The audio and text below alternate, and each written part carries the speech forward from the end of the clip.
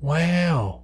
Tango Mango is my most favoritist YouTuber of all time. I'm totes bummed I missed out on TanaCon. I was really looking forward to an event where Tana wanted me and 4,000 other people that gave her money to stand outside in the sun for 4 hours. Fun. But even though she's getting some undeserved heat for that, I think people are forgetting that she makes the best Tana content on the site. And I'm not just talking about her stationary vlogs. He fucked me with a toothbrush! Here, I've hand-selected 5 samples of her recent content that are très magnifique. So let's just jump on.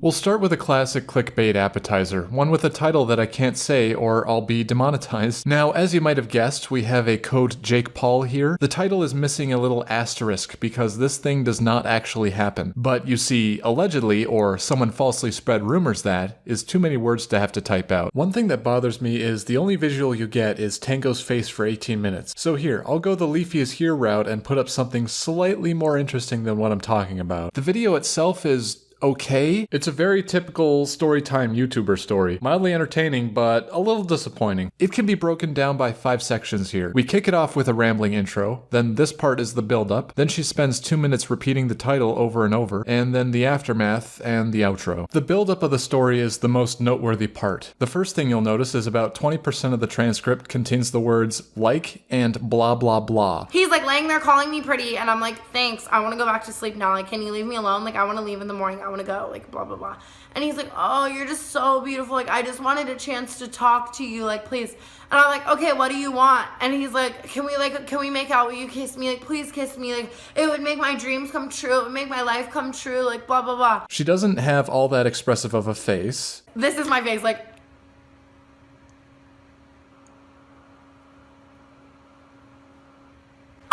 Also, Tango tends to give unnecessary details. Pay attention to how long it takes for her to say that this story takes place in 2013. Okay, so this probably happened in like 2013. Definitely 2013. I'm not sure the like time basis of 2013 because 2013 was just... This is fucking annoying.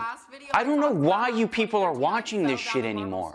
Did you know that an adult African elephant can eat up to 136 kilograms of food each day?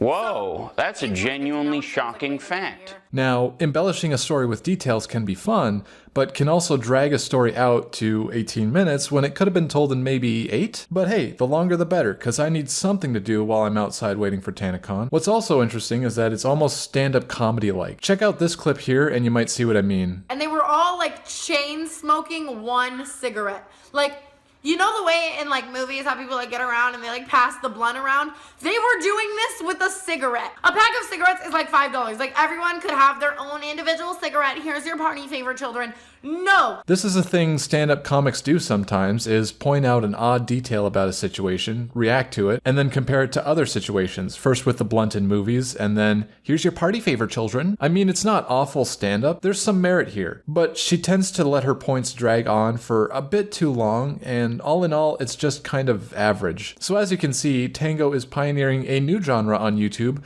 pseudo stand-up comedy but alone in my room to a camera. Some other noteworthy things, I think she's using a camera with a screen next to it because she's looking like slightly to the right of the camera at all times. And now you won't be able to unsee that for the rest of the video, so you're welcome. She also mentions she has a Tumblr. I mean, like, you want advice from me? I do all that on my Tumblr. And I didn't know Tumblrs could be this ugly, but hey, I need some life advice, so why not? But now that we've seen her stationary vlog, I'm interested to see what she does when she can actually move the camera. Yay, pranks. I love pranks. I love pranks so darn much. The weirdest thing about this vlog is that it makes me miss Jake Paul's vlogs. Jakey's vlogs, at the very least, were good on a technical level. Good lighting, a good quality camera, things were framed decently. Here we get the opposite of that. It's like a found footage movie, but the parts that they cut out of the movie. We can break down this vlog into 3 sections. Blah, blah, and blah. Highlights from the first include Tango putting a Tide Pod in her mouth. To her credit, she doesn't chew, but I guess that's the challenge, is to just kind of plop it in there for a few seconds and try not to break your collarbone once you fall off the bandwagon. Act 2 is the epic prank? Epic prank. Where she texts someone pretending to be someone else. This part mostly consists of her reading her texts out loud in a very poorly lit setting. The finale is Tango taking a video of her friends taking hecka lit Insta pics at sunrise. Some of the clips include no commentary, it's just silently watching somebody take a picture. Okay, let's go. Which is the new genre that Tango is pioneering on YouTube. Vlogs, but you forgot to make it interesting. Speaking of which... Welcome to TanaCon, the literal movie. Okay, first of all, did that fix it? Disclaimer, Tango said I wasn't allowed to critique unless I watched the entire thing. So guess what I did?